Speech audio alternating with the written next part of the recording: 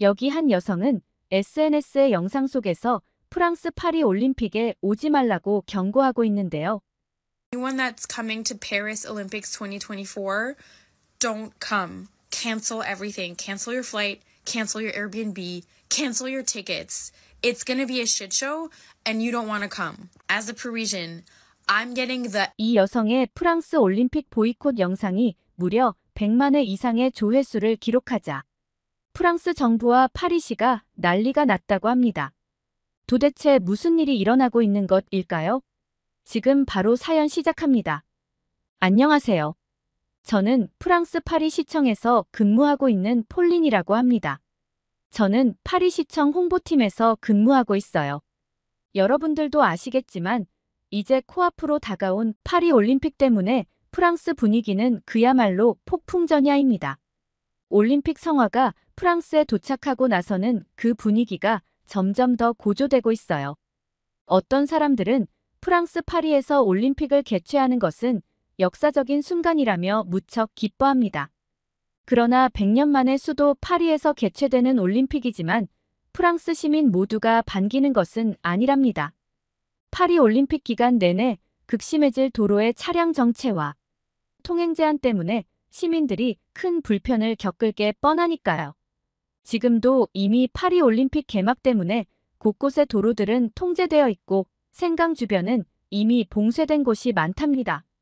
파리 관광청에서는 올림픽 기간에 무려 1,600만 명의 관광객이 프랑스에 방문할 것으로 예상하고 있어요.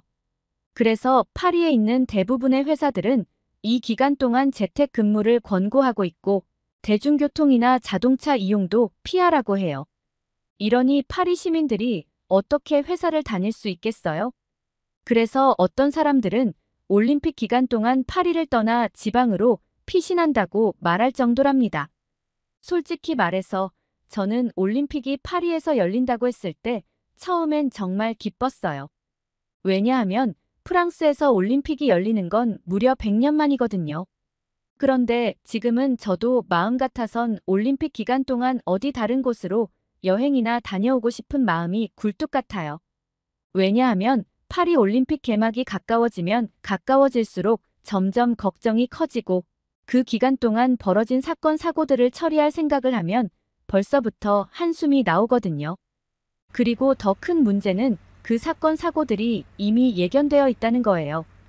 왜냐하면 아직도 프랑스 내에서 고쳐지지 않은 고질적인 문제점들이 많기 때문이고 제 아무리 올림픽이라고 해서 순식간에 고쳐지기 어려운 게 팩트예요.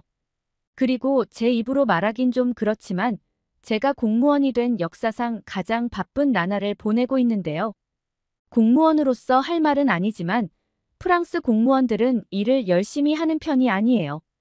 오죽하면 프랑스 정부에서 공무원들이 주 35시간은 일해야 한다는 법안을 만들어 통과시켰겠어요. 그런데 그런 법안이 만들어졌어도 프랑스 공무원들은 꿈쩍도 안 해요. 왜냐하면 프랑스 자체가 원래 행정 처리도 늦고 공무원 수가 많아서 일을 대충 느리게 해도 별로 티가 안 나거든요. 제가 몸담고 있는 파리시청 홍보팀 역시 그동안 할 일이 별로 없었어요. 프랑스 파리는 전 세계적으로 유명한 도시여서 관광객들이 알아서 찾아오기 때문에 홍보할 일도 없었죠. 그런데 올림픽을 앞두고 상황이 완전히 바뀌었어요. 시장님이 올림픽의 성공적인 개최를 위해 공무원들을 엄청 닥달하기 시작했거든요. 이제는 각종 홍보물을 제작하고 최대한 관광객을 끌어모아야 한다며 프랑스 파리에 꼭 방문하고 싶게끔 작은 것 하나라도 홍보해야 하는 상황이 됐어요. 평소에는 여유롭게 차 한 잔을 즐기며 일할 수 있었는데 이제는 하루하루가 전쟁터 같아요.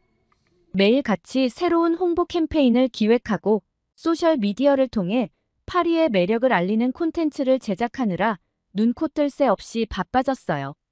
올림픽 관련 행사와 관련된 자료를 준비하는 것뿐만 아니라 파리의 관광 명소와 숨겨진 매력을 홍보하는 일도 빼놓을 수 없죠. 심지어는 평소에는 신경 쓰지 않던 작은 거리나 카페, 공원까지도 사진을 찍고 글을 써서 홍보해야 해요.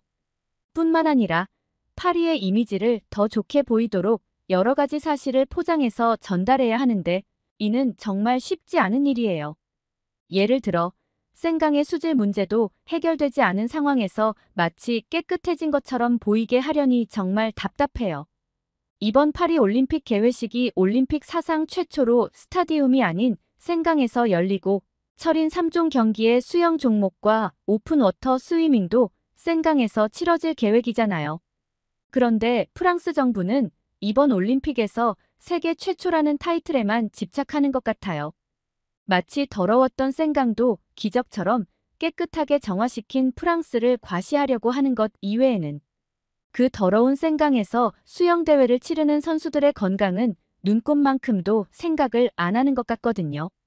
생강은 지난 100년간 수질 악화로 입수가 금지되어 왔어요. 웃기지 않나요?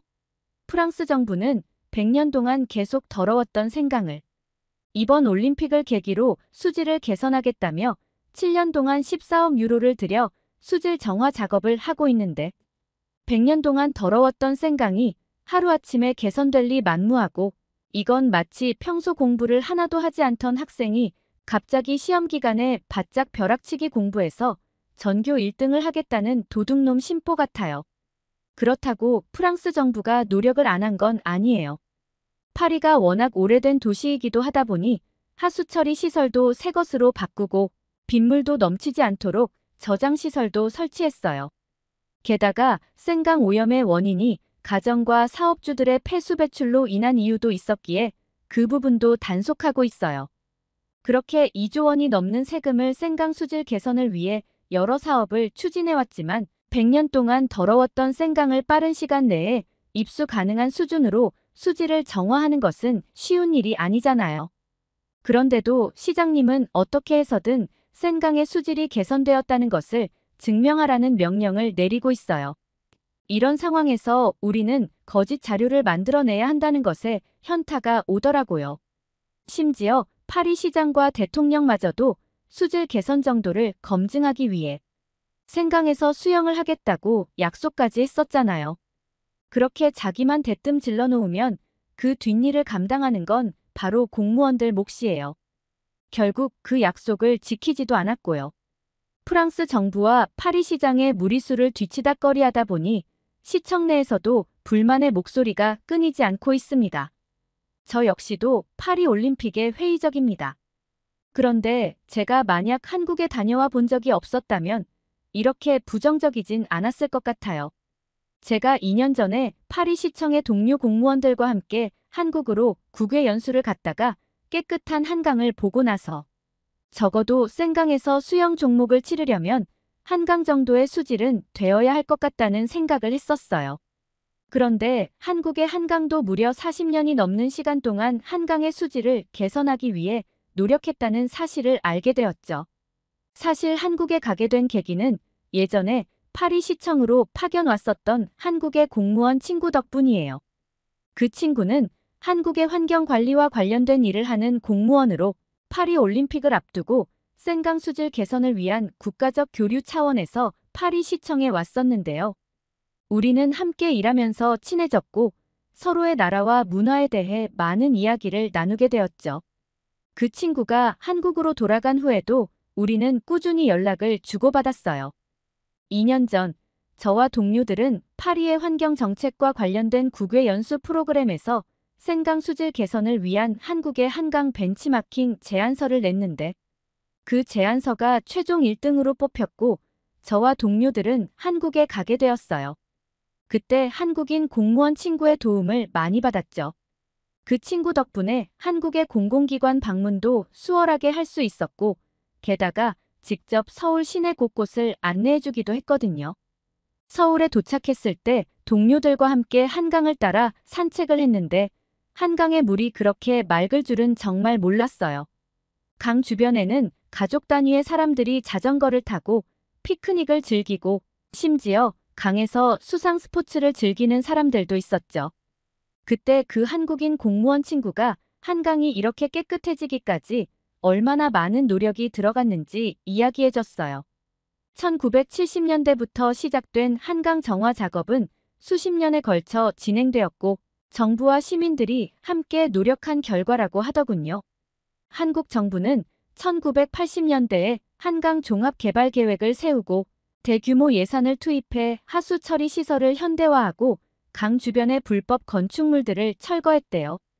또한 한강에 유입되는 오염 물질을 줄이기 위해 강 상류에 있는 공장들의 폐수 배출 기준을 강화하고 하천 복원 사업을 진행하면서 한강을 깨끗하게 유지하기 위해 지속적으로 수질 검사를 실시하며 필요할 때마다 정화 작업을 추가로 시행했다고 하더라고요. 게다가 한국 정부만 노력한 게 아니고 시민들도 이에 발맞춰 한강을 보호하기 위한 다양한 활동에 참여했다고 해요. 시민단체들은 정기적으로 한강 정화 활동을 펼치고 자원봉사자들의 도움으로 한강 주변의 쓰레기도 수거하며 한강의 청결을 유지할 수 있었다고 하네요. 그리고 학교에서도 학생들에게 한강의 중요성을 교육하고 환경보호의식을 심어주기 위해 노력하는 등 3박자를 고루 갖춘 한강 수질 개선 프로젝트를 이어나간 거죠. 한국과 비교해보면 파리의 생강 수질 개선 노력은 한참 부족하다는 생각이 듭니다. 물론 파리시청도 생강의 수질을 개선하기 위해 여러 가지 시도를 하고 있지만 그 노력이 한국만큼 체계적이지 않고 지속적이지 않은 것 같아요. 생강 주변에는 여전히 불법 건축물들이 남아있고 하수 처리 시설도 현대화가 더디게 진행되고 있어요. 강 상류에 있는 공장들의 폐수 배출 기준도 강화되어야 하지만 이를 철저히 관리하고 감독하는 시스템이 아직 미흡한 건 사실이에요. 일 안 하던 프랑스 공무원들이 관리 감독을 갑자기 철저히 한다는 것도 불가능해 보이니까요. 게다가 파리 시민들의 환경보호의식도 더 강화될 필요가 있다고 생각해요. 노상방뇨나 담배꽁초 무단투기 같은 사소한 습관들이 모여 큰 문제를 일으키고 있죠. 무엇보다 한국은 40년에 걸쳐 이뤄낸 것을 프랑스가 무슨 수로 7년 만에 성과를 낼 수 있겠습니까? 그런데 놀라운 점은 무엇인지 아세요? 한국의 한강 종합개발계획은 바로 프랑스의 생강이나 영국의 템스강처럼 관광 명소로 탈바꿈하려고 노력한 거라는 걸요. 그런데 지금은 상황이 완전 바뀌었죠. 지금은 오히려 프랑스의 생강이 한국의 한강을 본받아야 하는 상황이잖아요. 바로 이게 성출어람 아닐까 싶습니다. 그런 한국의 한강에서 동료들과 함께 즐긴 기억은 정말 잊을 수 없어요. 우리는 한강변에서 라면과 치킨, 그리고 맥주를 함께 즐겼어요. 한국의 치맥 문화는 정말 독특하고 재미있었는데요. 강바람을 맞으며 동료들과 도란도란 이야기를 나누고 맛있는 음식을 함께 먹는 시간은 정말 행복했죠.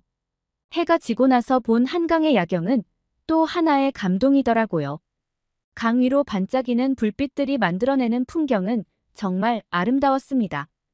파리에서도 생강의 야경은 멋지지만 한강의 야경은 그와는 또 다른 매력이 있었어요. 게다가 한강 주변에는 자전거 트랙과 조깅 트랙도 잘 되어 있어서 많은 사람들이 운동을 즐기고 있었습니다. 저희도 자전거를 빌려 한강을 따라 달려봤는데 정말 상쾌했어요. 도심 한가운데서도 이렇게 자연을 느끼며 운동할 수 있다는 점이 정말 부러웠어요. 한국에서 또 한 가지 인상 깊었던 점은 거리의 청결함이었어요. 서울의 거리에는 쓰레기가 거의 없고 악취도 전혀 느낄 수가 없더라고요. 길거리에서 담배를 피우는 사람도 거의 보이지 않았고 노상방뇨를 하는 사람도 없었습니다. 제가 한강에서 동료들과 치맥을 즐길 때 맥주를 많이 마시는 바람에 화장실이 너무 가고 싶었고 한국인 공무원 친구의 도움으로 한강에 있는 공중화장실에 함께 갔는데 무료임에도 불구하고 화장실이 정말 깨끗해서 깜짝 놀랐어요. 게다가 여러 사람이 화장실을 이용하다 보면 더러워지기 마련이잖아요. 그런데 어쩜 프랑스의 유료 화장실과는 비교도 안 되게 청결하더라고요. 그리고 또 한 번은 동료들과 함께 서울의 명동을 방문했을 때 길거리가 깨끗해서 정말 놀랐어요. 명동은 수많은 관광객들이 오가는 거리였지만 어디에서도 쓰레기나 담배꽁초를 찾을 수 없었죠.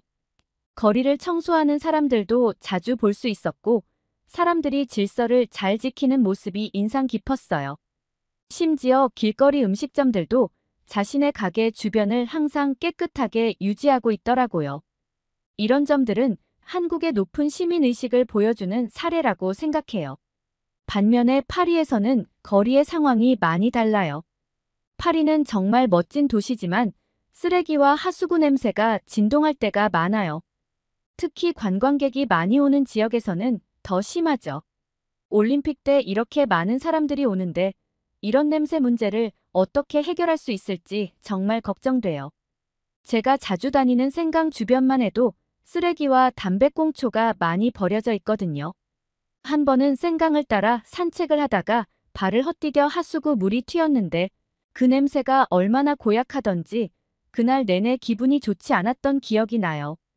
그리고 가끔은 사람들이 공공장소에서 노상 방류를 하는 경우도 볼 수 있죠. 파리에는 공공 화장실이 몇 개 없기도 하지만 지저분해서 아예 가려고 시도조차 하지 않고 유료 화장실조차도 악취가 심해서 숨을 참고 들어갈 정도거든요. 이 악취의 원인 중 하나는 프랑스 사람들의 시민의식이 부족하기 때문이라고 생각합니다. 파리 시민들은 자주 쓰레기를 아무데나 버리는 경우가 많고 하수구에 각종 오물을 버리기도 해요. 예를 들어 사람들이 거리에서 먹고 남은 음식물을 하수구에 버리거나 공원에서 쓰레기를 제대로 처리하지 않는 경우가 흔해요. 이러한 습관들이 모여 파리의 악취 문제를 악화시키고 있는 거죠. 이런 상황에서 우리는 파리가 깨끗하고 아름다운 도시로 보이도록 홍보해야 하니 참 답답해요. 파리의 실제 문제들을 해결하는 것이 아니라 문제를 숨기고 겉모습만 포장하는 데 집중해야 하니까요. 그런데 진짜 문제는 바로 소매치기예요. 파리에는 정말 많은 관광객이 오는데 그 관광객을 노리는 소매치기들이 정말 많아요. 파리에 살고 있는 저도 몇 번이나 소매치기를 당할 뻔했거든요. 올림픽 기간 동안 이렇게 많은 사람들이 몰리면 소매치기 문제가 더 심해지지 않을까 싶어요. 소매치기 입장에서는 올림픽 기간이 성수기 시즌이겠네요.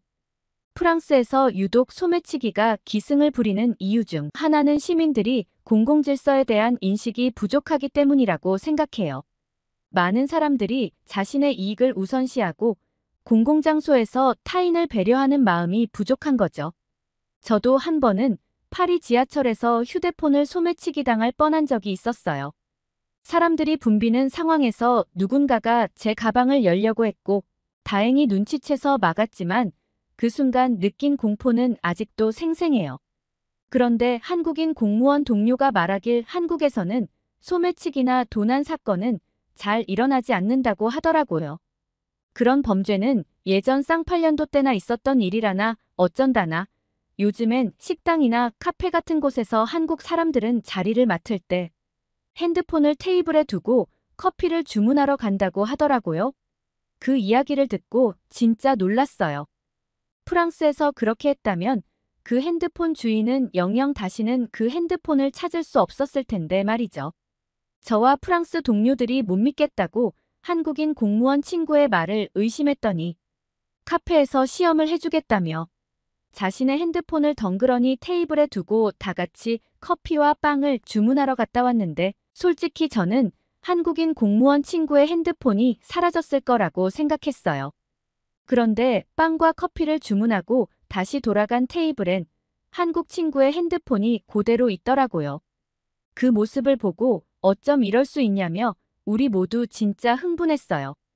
그러자 한국인 친구가 말하길 한국에서는 사람들이 타인의 물건을 함부로 건드리지 않는 게 국룰이라고 하더라고요. 그렇죠. 어느 나라 건 타인의 물건을 함부로 건드리지 않는 게 국룰이죠. 그런데 그걸 안 지키는 사람들이 많아서 문제인 거잖아요.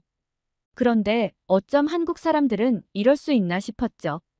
그리고 무언가 진짜 이유가 따로 있을 것이라고 생각하고 한국 친구를 달달 볶았어요. 그러자 한국 친구는 이유를 굳이 더 찾는다면 바로 CCTV인 것 같다고 말하더라고요.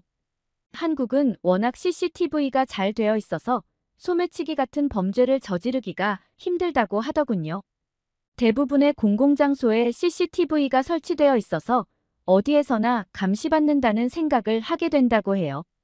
그래서 범죄를 저지르려는 사람들도 쉽게 범행을 시도하지 못하는 거죠. 한국에서 한 번 도난 사건이 발생하면 경찰이 신속하게 CCTV 영상을 분석해서 범인을 잡는다고 하더군요.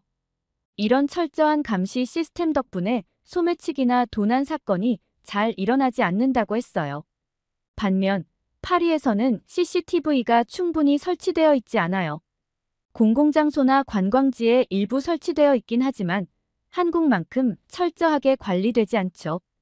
게다가 남의 물건을 탐하는 사람들까지 많으니 범죄를 저지르기 좋은 환경인 걸까요? 이렇게 나열하고 보니 파리 올림픽을 잘 치룰 수 있을지 정말 걱정부터 앞서네요. 올림픽을 앞두고 파리시청은 이러한 문제들을 해결하기 위해 더 많은 노력을 기울여야 할 것 같은데 말이죠. 시장님도 단기적인 올림픽 홍보와 이미지 메이킹에만 집중할 것이 아니라 시민의식을 높이기 위한 교육과 캠페인을 강화하고 공공장소에 CCTV를 더 많이 설치하는 등 한국을 보고 좀 체계적이고 지속적인 노력이 더 필요할 것 같은데 갑자기 생강에서 수영을 하겠다고 선언하질 않나 도무지 앞이 보이질 않네요. 또한 비단 프랑스 정부만 노력해서도 안 되고 프랑스 시민들과 함께 발을 맞춰서 실질적인 변화를 만들어내야 할 것 같아요. 서울에서의 경험 때문에 제가 파리 올림픽에 대해서 더 회의적인 것 같긴 해요. 한국에서 본 한강의 깨끗함과 한국 사람들의 높은 시민의식을 생각하면 파리가 가야 할 길이 아직 멀다는 생각이 드는 밤입니다.